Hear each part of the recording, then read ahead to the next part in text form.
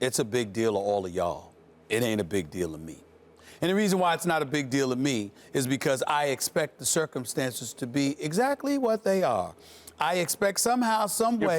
You're applying your Cowboys theory? No, I expect somehow, some way for the Clippers to win this series of 7 games because of CP3, JC, Mr. And1 himself, DeAndre Jordan and the crew. Even though they could lose it, I'm still staying with the Clippers to win this series in 7 games, okay?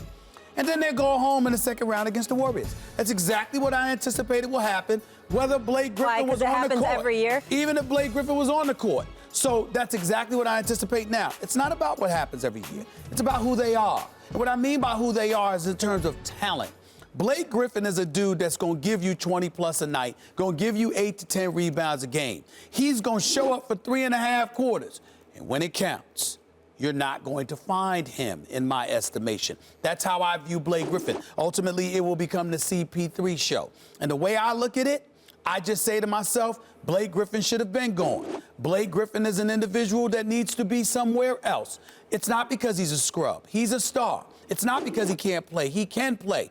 But you could possibly get something better for the system that they employ than Blake Griffin himself. And that's where I think Doc Rivers made the mistake. Jalen Rose and Chauncey was on the NBA calendar. You know, he's the first one to show up, and he's the last one to leave. And I appreciate that. I'm glad that he's not a slacker.